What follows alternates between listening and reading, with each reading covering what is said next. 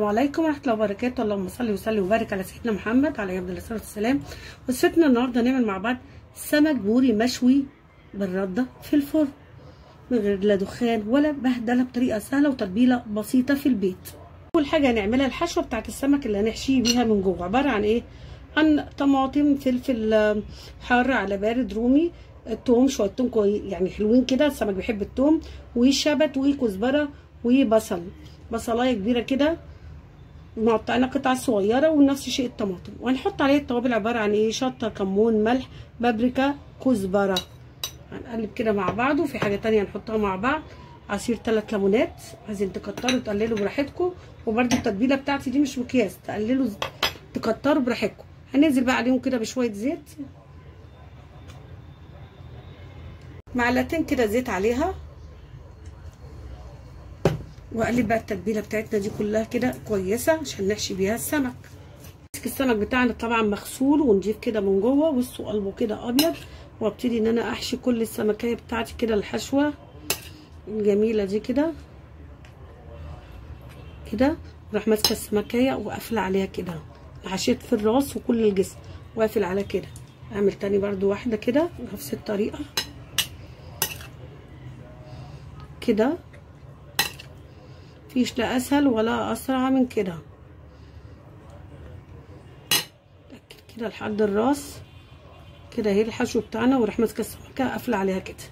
هعمل كل السمك بتاعنا بنفس الطريقه. بصوا بقى، اجيب دي محضره الرده بتاعتنا يا جماعه زي ما هي كده، وامسك السمكيه كده بايدي زي ما انا قافلاها، واخلي الرده في كل حته على السمكه بتاعتنا، مفيش حته ما توصلهاش رده.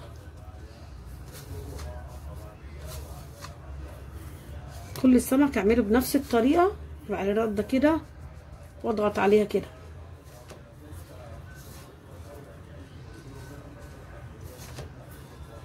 انا محضره يا جماعه معايا شبكه وصينيه، اللي ما عندوش شبكه يستغنى عنها ويحط في الصينيه. هبتدي ارص السمك بتاعنا كده، وهحطه في الفرن على الشوايه يا جماعه، مش الفرن ذات نفسه، لا الشوايه. احطه تحت الشوايه على طول، واقلبه على الناحيتين، الناحيه اللي هتستوي احطه على الناحيه التانيه. هنيجي كده على وش السمكه وارش زيت كده كده، ولما اجي اقلب الناحيه التانيه برده هحط لها كده يا جماعه، تساعد على ان هي تاخد اللون.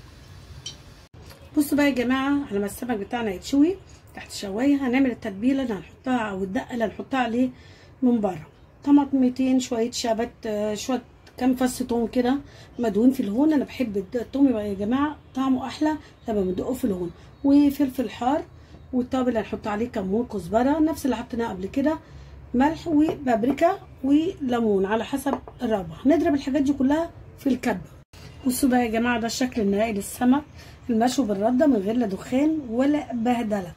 دي الدقه اللي احنا عملناها او التتبيله، رشها كده على الوش تشرب منها. خطيره بجد بجد، جربوها، خطيره مبياخدش وقت. بصوا بقى يا جماعه الشكل النهائي بعد ما حطينا الدقه بتاعتنا في التتبيله، حاجه كده فاخر من الاخر. عايزه اوريكم شكل السمكيه، بسم الله اكبر، بصوا جمال شكل السمكيه مستويه وجميله ازاي، خطيره بجد خطيره. السمكيه شربت التتبيله، كل ما يعود التتبيله يشربها، مستوي وجميل. ان شاء الله اللي اتفرج على الطريقه بتاعتنا ويعجبه يدعمنا بلايك واشترك في القناه وفعل الجرس عشان يوصل لكل جديد.